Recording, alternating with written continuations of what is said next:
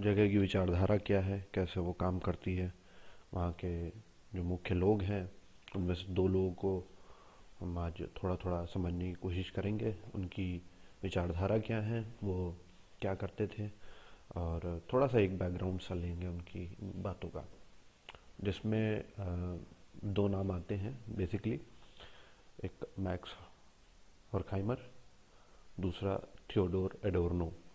Max हॉर्खहाइमर वहाँ के अध्यक्ष भी बने, और Theodor Adorno, Max Horkheimer, Erich Fromm, Herbert Marcuse, इन सारे लोगों द्वारा चलाया गया। संस्थान की जो खासियत थी वो ये थी कि यहाँ पर कोई भी व्यक्ति किसी एक फील्ड से नहीं है। कोई किसी फील्ड से आ रहा है, कोई किसी फील्ड से आ रहा है, किसी की रुचि किसी में है, किसी की रुचि किसी में है, पर सभी का एक मेन मोटिव ये था कि किस तरीके से मार्क्सिस्ट लाइन को हम पकड़ें, मार्क्सिस्ट क्रिटिक को पकड़ें और उसको नए नए डायमेंशंस में हम लगाते चले जाएं, और मानव के मुक्ति की बात, यानी कि ह्यूमंस इमेंसिपेशन की बात हम करें। तो इसी के साथ थियोडोर विसेनग्रेंड अडोर्नो की बात आती है, जिनका जन्म हुआ 1903 में, जर्मन में ही। मैक्स हॉर्खहाइमर और थियोडोर एडोर्नो दोनों ही जर्मन हैं, और दोनों का ही जो उद्भव हुआ, जो जन्म हुआ, वो एक अच्छे परिवार में हुआ। थियोडोर एडोर्नो वैसे तो जूइश थे, लेकिन बाद में वो प्रोटेस्टेंट धर्म में परिवर्तित हो गए। शुरुआत के दिनों में वो कंपोजर बनना चाहते थे, पियानो म्यूजिक कंपोजर होते हैं जो, म्यूजिक कंपोजर बनना चाहते थे, लेकिन बाद में उन्होंने अपने आप को फिलॉसफी की तरफ मोड़ लिया। और जैसे जैसे उनकी जो प्रतिभा थी वो बढ़ती चली गई, ये जर्मन सरकार के लिए ज़्यादा आलोचक हो गए थे, तो इन्हें उस जगह से पढ़ाने नहीं दिया गया। बहुत सारे इनके एथनिक कारण भी थे, क्योंकि ये जूस थे, और नाजी और जूस में, यहूदियों में जो संघर्ष चला उसके प्रति इनको वहाँ से निकाला दे दिया गया। तो उसके बाद इनको इनकी प्रजातीय आधार पर, इनके आलोचनात्मक व्यवहार के आधार पर इनको निकाल दिया गया इनके देश से, और फिर ये गए ऑक्सफोर्ड, फिर उसके बाद ये न्यूयॉर्क गए, और उसके बाद लॉस एंजलिस गए। कुल मिला के जिस चीज़ की आलोचना कर रहे थे दर उसी दायरे में वो और ज़्यादा अंदर जाते गए, और लगभग वो कोर में पहुंच गए जब वो अमेरिका पहुंचे, और वहाँ के कल्चर को उन्होंने देखने और समझने की कोशिश करी।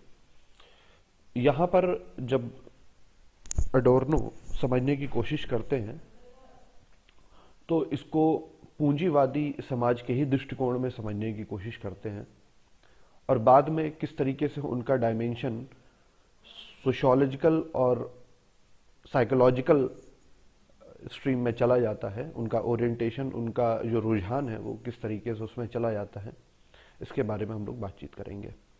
Theodore Adorno institute of social research Frankfurt school के संस्थापक में से एक रहे, जिसको फंडेड किया था फीलिक्स व्हील ने। ये क्वेश्चन पूछा जा सकता है आपसे किसी भी एग्जाम में कि ये वाली चीज़ किसने करी, क्या था, तो उसके हिसाब से।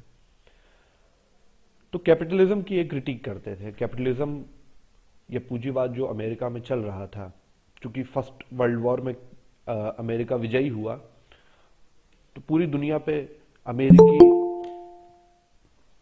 अमेरिकी शासन और अमेरिकी प्रभुत्व के खिलाफ चीज़ें बढ़ने लग गई, और यूरोप में ने भी अपना जो रास्ता था वो कैपिटलिज्म के थ्रू ही आगे चलाने के लिए उन्होंने समझा कि हम आगे बढ़ेंगे तो कैपिटलिज्म के माध्यम से ही आगे बढ़ेंगे। सोशलिज्म में या कम्युनिज्म में उनकी कोई खास रुचि नहीं है, और वो जो चाहते हैं वो उसके थ्रू प्राप्त नहीं हो पाएगा उन्हें। तो कैपिटलिज्म की तरफ आगे बढ़े, अमेरिका भी आगे बढ़ रहा था, और उसी बीच जब थियोडोर एडोर्नो वहाँ पहुँचते हैं, तब वहाँ की कंज्यूमर संस्कृति से, उपभोग की संस्कृति से, जो कंज्यूमर कल्चर है, वो संस्कृति वो देखते हैं कि किस तरीके से व्यक्ति इस बात के लिए ज़्यादा से ज़्यादा प्रेरित रहता है कि वो ज़्यादा से ज़्यादा कंज्यूम कर पाए। खाने के लिए आपको इतने की ज़रूरत है, पर हम लाएंगे पूरा पैकेट और उसको खाने की कोशिश करेंगे या नहीं खाएंगे तो फेंक देंगे। खाना फेंकना भी एक इसी तरीके का एक एग्जाम्पल हो सकता है कि आप ज़्यादा से ज़्यादा आपको बेचा जाता है कम दाम पे कि आप ज़्यादा ले लीजिए, आपको ये रिझाया जाता है कि 10 रुपए की चीज़ है और इतनी मिल रही है कि आप भी खाइए और फले को भी खिला दीजिए, पर आपके पास तो कोई है नहीं, तो आप वो 10 रुपए की चीज़ तो उस समय ले लेते हैं और 10 रुपए का मुनाफा उनको चला जाता है और आप आधा खाते हैं और आधा फेंक देते हैं। और ये हर दिन की बात है। खाना आपको जो फेंका हुआ मिलता है वो इसी कंज्यूमर कल्चर की ही देन है कि आपको वो बता देंगे कि हाँ, आप ज़्यादा ज़्यादा कंज्यूम करिए, वो जो हम आपको ज़्यादा दे रहे हैं वो हम आपको कम दाम पर दे रहे हैं, पर वास्तव में उसका जो फायदा है वो सीधे सीधे पूंजीपति को हो रहा है। और उन्होंने समझा, थियोडोर एडोर्नो पे इस बात पे विचार करना शुरू किया कि किस तरीके से पूंजीवादी समाज जो अमेरिका का समाज है वो किस तरीके से कुछ ऐसे जाल बुनता है, कुछ ऐसी चीजें कर देता है जो वहाँ की संस्कृति को बनाने में कारगर होता है, वहाँ की संस्कृति को मोल्ड कर देता है, जिसको वो आगे चल के कल्चर इंडस्ट्री के नाम से, सांस्कृतिक उद्योग के नाम से जानते हैं, जो कि बहुत इम्पोर्टेंट कॉन्सेप्ट है, पूछा जा सकता है ये कई एग्जाम्स में। तो 3 तरीके से वो इन चीज़ों को फ्रेम करने की कोशिश करते हैं थियोडोर एडोर्नो, वहाँ के पूंजीवादी समाज के बारे में और समझने की कोशिश करते हैं। उस समय हिप्पी कल्चर भी थोड़ा थोड़ा थोड़ा थोड़ा चल ही रहा था वहाँ पर। हिप्पी कल्चर के बारे में आप लोग पढ़िएगा कि क्या है, दम मारो दम से आप इसका एग्जाम्पल ले सकते हैं। तो पहली चीज़ जो उन्होंने बताई थियोडोर एडोर्नो ने, वो बताई कि किस तरीके से पूंजीवाद आपके जो खाली समय है, जो लेजर टाइम है, उसको वो दूषित कर रहा है। Laser time become toxic. ये पहली बात उन्होंने बताई। किस तरीके से बताई कि लेजर टाइम वो टाइम है जिसमें हम अपना जो मुख्य कार्य है उसको छोड़कर हम वो काम करते हैं जो हमारा मन करता है कहने करने का। उदाहरण के लिए कोई पेंटिंग बना रहा है, कोई गाने सुन रहा है, कोई टहल रहा है, कोई अपने दोस्तों से बातचीत कर रहा है, कोई व्यर्थ की ही बातें कर रहे हैं लेकिन उनका मन है वो चीज़ करने का, कोई खाना बना रहे हैं। बहुत सारी ऐसी चीज़ें हैं जिसको हम करते हैं अपने लेज़र टाइम में। सोशियोलॉजी ऑफ लेज़र ब्रांच भी इसी से निकली। थर्स्टन वेबलन ने जब इसके बारे में बताया the theory of laser class में, तो उन्होंने बताया कि किस तरीके से जो पूंजीवाद समाज है वो किस तरीके से इन सारे लोगों में लेजर टाइम, जो इनका खाली समय है, उस टाइम को किस तरीके से दूषित कर रहा है और समाज में वो बीज बो रहा है जो कि पूंजीवाद को और फायदा करे, और समाज को तो नुकसान कर ही रहे हैं, उससे उनको मतलब नहीं है। अडोर्नो ने बताया कि फिलोसोफर्स का, दार्शनिकों का ये काम होना चाहिए कि वो ये समझने की कोशिश करें कि लोग काम अपना किस तरीके से चुनते हैं, या मिडिल क्लास किस तरीके से एक नेशन के प्रति अपनी इमेजिनेशन बनाता है, राष्ट्र के प्रति अपनी चेतना जागृत करता है, या फिर हम ये कहें कि वो अपने जो बचे हुए समय हैं उनमें वो क्या करते हैं, उनके मन के अंदर से क्या चीज़ें निकल के आती हैं। बहुत सारी चीज़ें हैं जो आपके मन के अंदर से निकल के आती होंगी, जो आपका करने का मन करता होगा, भले ही आपको कोई उसके लिए प्रेरणा दे या ना दे, या आपको कोई कहे या ना कहे, या पैसे दे या ना दे, या कोई है या नहीं है, उस बात से आप इतर हो जाते हैं और वो चीज़ें आपका करने का मन करता है और उसको करने से आपको खुशी मिलती है, और लार्ज लेवल पर वो एक कैरियर के रूप में भी ऑप्ट किया जा सकता है, या उसके माध्यम से आप धन अर्जित कर सकते हैं, जो भी है। गार्डनिंग भी उनमें से एक आ जाता है, लिटरेचर पढ़ना भी उनमें से एक आ जा सकता है, और अपने परिवार के साथ बाहर घूमना और नेचर को रिलेट करना, टच करना भी उसी में से आ जाता है। तो थियोडोर एडोर्नो बताते हैं कि फिलोसोफर्स का ये काम होना चाहिए, हम इस तरीके से समाज को जानने की कोशिश करनी चाहिए। पर होता क्या है एक्चुअल में कि जो हमारा जो फ्री टाइम है, जो खाली समय है, जिसको हम कहते हैं कि हाँ अब हम आ गए, अब हम खाली समय है, वो उसमें भी पूंजीवाद दखल दे जाता है और हमें उन चीज़ों को करने के लिए प्रेरित करता है जो हमारे अंदर से नहीं आती हैं, और उनको वो दूसरी तरफ ले जाने की कोशिश करता है। उदाहरण के लिए आ, अपने दोस्तों के साथ मौज करें, ये वाली विस्की पिए, या अपने साथ ये वाली चीजें रखें, तो आप बहुत अच्छे लगेंगे और समाज में आपको बहुत ज्यादा इज्जत मिलेगी। कुल मिला के लेजर टाइम में हम ज्यादा से ज्यादा अपने आप को विकास करना चाहते हैं, अपने आप को फैलाना चाहते हैं, और कंज्यूमरिज्म की जो जकड़ है, जो लेजर टाइम की जो जकड़ है, वो हमारी इन्हीं चीजों को और ज्यादा संकुचित कर देना चाहती है। कोई भी चीज आप पाना चाहते हैं, करना चाहते हैं, तो उसमें भी कैपिटलिज्म ने अपनी दखल अंदाजी कर दी है। आपको आर्ट खरीदनी है, तो आर्ट के लिए भी आपको तरह तरह की चीजें करनी है, और उसमें भी अब ये चाहिए वो चाहिए, इसको और डिजिटल तरीके से कर सकते हैं। अब जब आपने देखा होगा कि आर्ट बनाने के लिए कई बार यूट्यूब पे वीडियोस दिखाए जाते हैं और वो अपने मैकबुक पे आर्ट बना रहे हैं, मतलब अब कागज पेन वाली जो चीज है, उन्होंने कहा कि अब ये पुराना तरीका हो गया। ये कैपिटलिज्म की बात है। अब आप स्क्रीन पर अपने तरीके से उन सारी चीजों को बनाइए, और उसके लिए आप ये वाला प्रोडक्ट खरीदिए। ये आपकी उस वाली चीज को जो आप कर रहे थे, ये आपकी उस वाली चीज को अब थोड़ा सा कम कर देगी। आप उस तरीके से मत करिए, आप इस तरीके से करिए। यानी कि आपको जाना है इस तरफ अपने आप को जानने के लिए, और पूंजीवाद आपको इस तरफ का दरवाजा बंद करके आपको कह रहा है कि नहीं, इधर से नहीं, इधर से जाओ तो ज्यादा मजा आएगी तुम्हें।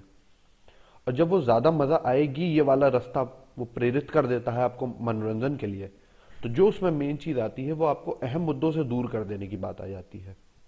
आपको ऐसे एड्स दिखाए जाते हैं, आपको ऐसी चीजों के प्रति प्रेरित किया जाता है। या उदाहरण के लिए हम कहें कि कोई व्यक्ति खाली समय में अखबार पढ़ना चाहता है, तो अखबार में पहले तो इश्तिहारों से वो भरा हुआ रहेगा।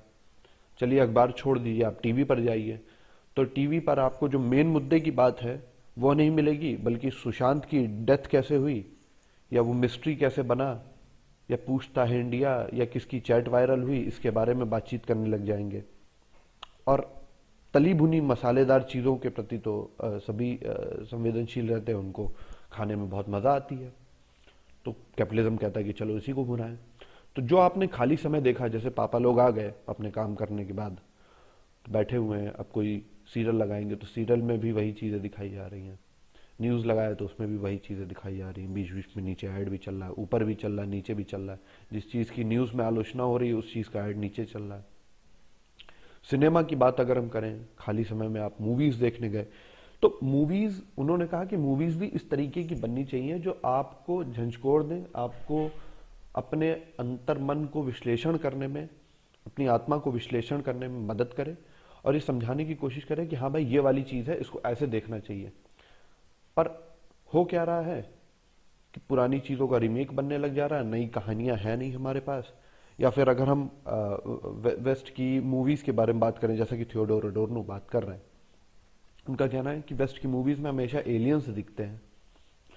एलियंस हमारी वास्तविक जीवन का तो हिस्सा है नहीं, कब आएंगे कब नहीं आएंगे पता नहीं, और हम ये कैसे निर्धारित कर सकते हैं कि एलियन आएंगे तो हम ही से बातचीत करेंगे। ये तो बड़ी बकवास सी बात है, ये आप कैसे कह सकते हैं? और क्यों ऐसी चीजों में आप फंसे हुए हैं जो काम की नहीं है? आप क्यों उन चीजों को नहीं दिखा रहे हैं, उन सामाजिक मुद्दों को, या उन इनलाइटन करने के तरीकों को, या जो समाज है उसको मुक्ति कैसे मिले, इसके बारे में आप क्यों नहीं दिखा रहे हैं? आप वही क्यों घिसा पिटा राग अलापते रहते हैं हर समय हर समय? म्यूजिक की बातचीत करें तो रेनेसा के टाइम में काफी अच्छे म्यूजिशियंस हुए, बाक हुए, और बीथोवन, और इसी तरीके के और भी बहुत सारे लोग, जो क्लासिकल म्यूजिक, जो पियानो आप देखते हैं, वो हुए। लेकिन फिर धीरे धीरे धीरे धीरे अब ये प्रेम, लव, रोमांटिसिज्म, इनकी तरफ वो बढ़ती गई इन चीजें, जो कि लोगों को, युवाओं को और खाली समय में बैठे हुए लोगों को अच्छी लगती हैं। और जब भी हम खाली समय में बैठेंगे तो हम कोई भी ऐसी चीज नहीं करना चाहेंगे, हम हमेशा ऐसी चीज करना चाहेंगे जो कि इन्हीं सारी चीजों से प्रेरित हो। तो उन्होंने कहा कि कोई भी चीज जो हम अपने लेजर टाइम में कर रहे हैं, इसको दूषित कर दिया है पूंजीपति वर्ग ने। यहां तक की बात समझ में आई कुछ? हेलो, कोई बताएगा यहाँ तक की बात समझ में आई? Yes sir. ठीक है। Yes sir. Okay. Yes sir. Yes sir. Hello. जी, ठीक है। और इन्हीं सारी चीजों के जो ग्रुप हैं, इन्हीं सारी चीजों को जो उत्पादित करने की जो इंडस्ट्री है, जो उद्योग है, उसको थियोडोर अडोर्नो कल्चरल इंडस्ट्री कह रहे हैं। इन सारी चीजों के बारे में जो हमने बातचीत करी कि किस तरीके से हमारा जो जो फुर्सत का समय है, फुर्सत शब्द इसके लिए यहाँ पे सही रहेगा, लेजर के लिए, ये सारी चीजें हमारे समय को दूषित कर रही हैं और हमें रिझाए रखना चाहती हैं, हमें मेन मुद्दों से भटकाना चाहती हैं। और इसी के लिए थियोडोर एडोर्नो वॉल्ट डिज्नी के बड़े आलोचक बन जाते हैं कि उनका ये कहना है कि आपने बच्चों को वास्तविकता नहीं दिखाई है, आपने दिखा दिया कि बच्चों को एक टेडी बियर चाहिए, एक एक कार्टून चाहिए, एक मिक्की माउस चाहिए, और यही है जो उन्हें चाहिए, बाकी और कुछ नहीं चाहिए। जिसके बारे में जीन बॉडिलार्ड भी बातचीत करते हैं कि डिज्नीलैंड वाला हमने कॉन्सेप्ट बना दिया है, हम अपने दिमाग में ऐसी छवि लेके चलते हैं कि वहां जाएंगे तो सब बढ़िया बढ़िया हो जाएगा। वास्तविकता में क्या है, भूखे मर रहे हो तुम, थर्ड वर्ल्ड कंट्री से आ रहे हो, तुमको दिखाया जा रहा है डिज्नीलैंड। बच्चों को जो डिज्नी चैनल है, जो मिक्की माउस है, जो कार्टून है, ये सारी चीजें बहुत पसंद आती हैं। और इसी के लिए थियोडोर एडोर्नो वॉल्ट डिज्नी के आलोचक बन जाते हैं। उनका कहना है कि वो सदी का सबसे बुरा इंसान है, इतनी बड़ी बात कह जाते हैं वो। तो ये तो हुई पहली बात। दूसरी बात जो वो थियोडोर एडोर्नो बता रहे हैं, उनका कहना है कि capitalism don't sell us the thing we really need. मतलब पूंजीवाद समाज ने, पूंजीपति वर्गों ने, पूंजीपतियों ने हमें वो चीजें बेची हैं या बेचते हैं जिनकी हमें जरूरत नहीं है। उदाहरण के लिए एक ऐसी कार जो आपको ऐड में दिखाई जा रही है कि उसकी टॉप स्पीड इतनी है, उसमें बैठेंगे तो वास्तव में खुश रहेंगे, ऐसा रहेगा वैसा रहेगा, आपके प्रति या आपको जरूरत महसूस करवाती है उन सारी चीजों की जो आप वास्तव में नहीं लेना चाहते। मॉल्स का कॉन्सेप्ट भी इसी तरीके से है कि हम कुछ इस तरीके का सेटअप बना दें कि लोगों को चीजें खरीदने के प्रति हम प्रेरित करें, क्योंकि हमें चीजें अच्छी तो लगती हैं, पर फिर मेन मुद्दा आ जाता है कि हम उन्हें अफोर्ड नहीं कर सकते। तो कैपिटलिस्ट कहते हैं कि ठीक है, अफोर्ड नहीं कर सकते हो, ये लो ईएमआई, ये लो। पेट्रोल पंप पे जाओगे तो तुमको क्रेडिट कार्ड वाला हमेशा पूछता हुआ मिलेगा कि भाई क्रेडिट कार्ड तो नहीं चाहिए, क्रेडिट कार्ड तो नहीं चाहिए। उससे हाथ जोड़ जोड़ के बोल चुका हूं कि भैया नहीं चाहिए मुझे। तो क्रेडिट कार्ड का क्या सिस्टम है? क्रेडिट कार्ड के यही है कि आप वो पैसा हम आपको दे देंगे कर्ज पर, आप उनसे जाइए, वो चीजें खरीदिए, उनके प्रति आदी हो जाइए, और फिर आप अपनी पूरी जिंदगी उन सारी चीजों की डाउन पेमेंट में निकाल दीजिए। और इससे सीधा सीधा फायदा कैपिटलिज्म, कैपिटलिस्ट को होगा, पूंजीपति को होगा। आप अफोर्ड नहीं कर सकते उन सारी चीजों को। फोन आपको चाहिए 10,000 रुपए तक का, लेकिन कैपिटलिज्म की वजह से आप उसमें 5,000 डाल के उसमें नए फीचर्स, ये चीज भी हो जाती है, वो चीज भी हो जाती है। 20,000 का फोन है, 30,000 का फोन है उनको, या आईफोन की हम बात करें, उसको लेने के बारे में बातचीत करते हैं, पर उसकी कोई यूटिलिटी नहीं है। आपको काम बस यही करना है कि आप उसमें वीडियोस देखेंगे, आप उसमें व्हाट्सएप पे चैटिंग कर लेंगे, और बस आप उसमें यूज कर रहे हैं 8 GB रैम की। बहुत सारे लोगों को मैंने पूछा कि भाई जब आप ये फोन ले रहे थे, कि आपने इसकी यूटिलिटी के बारे में सोचा, कि आपने ये सोचा कि जब आप ये फोन ले रहे हैं तो इसका इस्तेमाल किस तरीके से करेंगे? तो उन्होंने कहा नहीं, उन्होंने तो नहीं सोचा। उनको लगा कि ये चीज महंगी है तो ये चीज अच्छी होगी।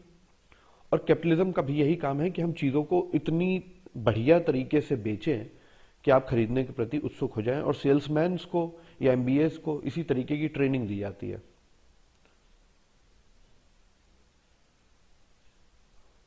द वुल्फ वुल्फ स्ट्रीट करके एक मूवी थी, उसमें आपने देखा होगा, वो बहुत फेमस सीन चलता है कि sell me this pen, sell me this pen, sell me this pen. Even scam वाले में भी कि दिखा दिया गया कि हाँ, अब आप जाइए, पैसे डालिए, और 21 दिन में आप करोड़पति बन जाएंगे, आपके पास भी रोलेक्स की घड़ी होगी और महंगी गाड़ियां होंगी। और जबकि वास्तविकता उससे उलट है बिल्कुल। आपको विस्की दिखाई जा रही है कि सब लोग बैठ के चीयर्स करेंगे और बहुत बढ़िया हो जाएगा, क्या बात है। कार दिखाई जा रही है, महंगे कपड़े दिखाए जा रहे हैं, और ऐसी चीज़ों के प्रति प्रेरित किया जा रहा है कि जहां आप कंज्यूम करेंगे तो खुश हो जाएंगे, ये सारी चीज़ें ले लोगे तो खुश हो जाओगे। भले आपको ज़रूरत के वजह से वो चीज़ें लेनी पड़ रही हैं या नहीं, उसमें उनकी कोई दिलचस्पी नहीं है, और वो आपको खरीदने के लिए ये सारी चीज़ें भी दे देंगे। तो एक इस तरीके से भी आलोचना करते हैं थियोडोर एडोर्नो, जो पूंजीपति समाज है, वर्ग है। तीसरी चीज के बारे में जो बहुत ही इंटरेस्टिंग है, उसके बारे में जो बातचीत करते हैं, उनका कहना है कि there are protofascist everywhere. Fascism Europe में एक पॉलिटिकल आइडियोलॉजी, एक गवर्नमेंट सिस्टम बना, 19 के ही दशक की बात है, जो कि काफी ज्यादा डिक्टेटरशिप वाला रहा, जो कि हमारे देश में भी आज की जो पॉलिटिकल सिस्टम है उसको फासीवाद बोल दिया जाता है, फासिज्म बोल दिया जाता है। तो थियोडोर एडोर्नो इस बारे में चेक करने निकल गए फील्ड पर कि देखें कि कितने लोग इस चीज से इस चीज से बंधे हुए हैं, इस चीज के जो जाल है, जो फासिज्म का जाल है, वो कितना बंधा हुआ है। क्योंकि उनका मेन मुद्दा तो मुक्ति का था। तो मुक्ति कितनी देर में मिलेगी या कैसे मिलेगी, इस बात का भी आंसर इसी बात में छुपा हुआ है कि कोई व्यक्ति कितना ज्यादा जकड़ा हुआ है, बंधा हुआ है, और उसके कारण क्या है। तो फासिज्म भी कुछ इसी तरीके का पॉलिटिकल गवर्नमेंट सिस्टम है, जिसमें एक तानाशाही वाली सिस्टम है, जिसमें एक व्यक्ति के पास सारी की सारी पावर है, दूसरे अपोजिशन को वो ऑप्रेस करेंगे, उनकी आलोचनाओं को दबाने की कोशिश करेंगे, इंडस्ट्री पर या कॉमर्स पर अपना ज्यादा से ज्यादा नियंत्रण रखेंगे। और यह ठीक उसके उलट है जो हर्बर्ट स्पेंसर ने लसाजे फियरे की बातचीत करी थी, अहस्तक्षेपीय नीति की बातचीत करी थी, जिसमें उन्होंने बताया कि वो राज्य सबसे अच्छा राज्य होगा, वो स्टेट सबसे अच्छा स्टेट होगा जो आर्थिक मामले में, इंडस्ट्री के मामले में सबसे कम दखल अंदाजी करे। स्टेट का काम है कि अपनी बाउंड्रीज को बचाना, और जहां भी पूंजीपति वर्ग का कोई भी काम फंस रहा हो वहां पर उसकी सहायता कर दे। मार्केट अपने आप को संभाल लेगा, जो चीज अच्छी होगी वो बिकेगी। लोगों का अगर ज्यादा लग रहा है पैसा तो मत खरीदें, और शोषण हो रहा है तो ये तो लॉ ऑफ नेचुरल सिलेक्शन है कि भाई जिसका जो क्या कहते हो कारगर नहीं होगा उन सारी चीजों में, वो पीछे हट जाएगा। तो इसी तरीके से फासिज्म की वो एनालाइज करना चाहते हैं कि फासिज्म किस हद तक लोगों में हावी हो चुका है। कंज्यूमर कल्चर और ये जो कॉमर्शियल जोन्स की तो बातचीत वो कर चुके थे, अब उनकी बारी थी कि वो फासीवाद जो लोगों के अंदर भर चुके हैं सरकारें, उनके बारे में वो चीज जानने की कोशिश करें। और एडोर्नो ने एक ऐसा क्वेश्चनायर बनाया जिसमें वो बाकी जो पहले के क्वेश्चनायर्स थे उनसे वो अलग थे, और उनमें वो 3 बेसिक बातें लोगों से पूछना चाहते हैं और उनके हिसाब से लोगों को स्केल करना चाहते हैं। पहला जो स्टेटमेंट उन्होंने लिया, obedience and respect for the authority are the most important virtues children should learn. मतलब आज्ञाकारिता और सम्मान, सत्ता के लिए आज्ञाकारिता और सम्मान वो आवश्यक चीजें हैं, वो आवश्यक गुण हैं जो बच्चों में भरे जाने चाहिए, जो बच्चों में डाले जाने चाहिए। या और दूसरे क्वेश्चन है कि व्यक्ति को समस्याओं पर बातचीत नहीं करनी चाहिए, अपना मन लगाए रखने के लिए उसको कई और चीजें करनी चाहिए, क्योंकि मानना है कि लोग जब समस्याओं पर बातचीत करते चले जाएंगे तो दिक्कत हो जाएगी इस बात की कि अब लोग समस्याओं पर ज्यादा ध्यान दे रहे हैं, बाकी सारी चीजों पे नहीं। तो तुम समस्याओं पर ज्यादा ध्यान दे रहे हो इसलिए तुम्हें समस्या लग रही है, तुम समस्याओं पर ध्यान ही मत दो तो तुम्हें समस्या लगेगी भी नहीं।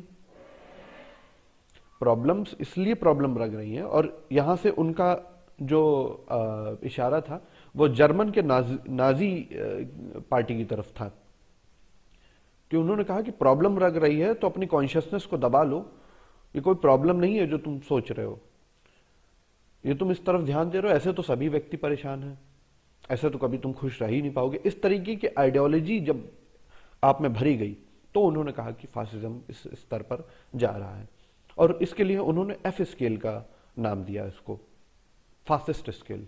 लिख लीजिए, ये चीज पूछी जा सकती है एग्जाम्स में।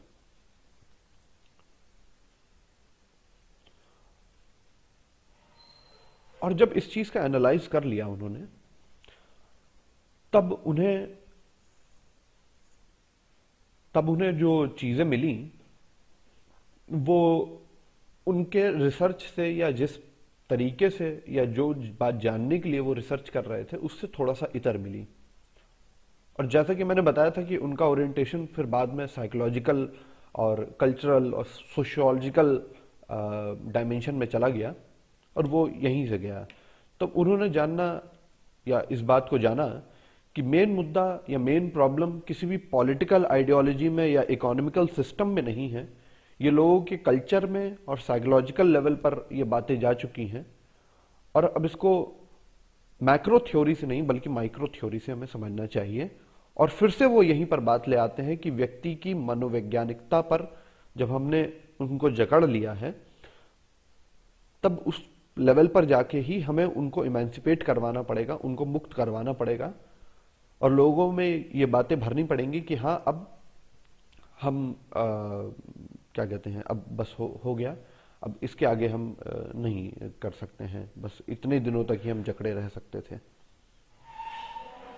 तो ये सारी चीजें थी जो थियोडोर एडोर्नो अपने चीजों में बातचीत करते हैं। 3 तरीके की मैंने इसमें चीजें बताई हैं।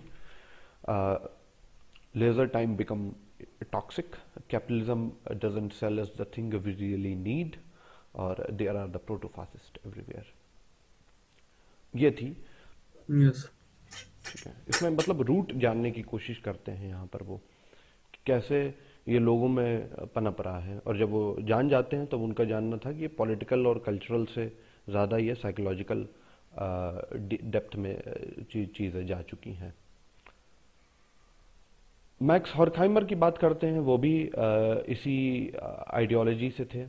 फ्रैंकफर्ट स्कूल के अध्यक्ष रहे, काफ़ी लंबे समय तक काम किया। डायलेक्टिक्स ऑफ इनलाइटनमेंट भी में भी इन्हीं के सहभाग में उन्होंने पुस्तक लिखी, और उसी में ये वाली चीज़ थी कल्चर इंडस्ट्री की बात जो हमने करी है। बल्कि ये दोनों भी इसी बात से सहमत थे, क्योंकि ये दोनों ही उन्हीं सारी प्रॉब्लम्स को फेस कर रहे थे जो बाकी के क्रिटिकल स्कूल वाले या जो मार्क्सिस्ट लाइन वाले जब चीज़ें करते हैं वहाँ से चीज़ें चलती हैं। इसके बारे में हम अपनी अगली क्लास ट्यूसडे को करेंगे, जिसमें डायलेक्टिक्स ऑफ इनलाइटनमेंट के कुछ मेन अंशों के बारे में हम डिस्कस करेंगे। ओडिसी का एक कॉन्सेप्ट आया है और काफ़ी इम्पोर्टेंट है, तो उसके बारे में हम लोग बातचीत करेंगे। अगली क्लास हमारी ट्यूसडे को होगी 11 बजे ही। मंडे को तो शायद नहीं हो पाए, या शायद लेट हो तो हम बता देंगे जैसा हो सकता है, लेकिन ट्यूसडे को तो बिल्कुल होगी ही।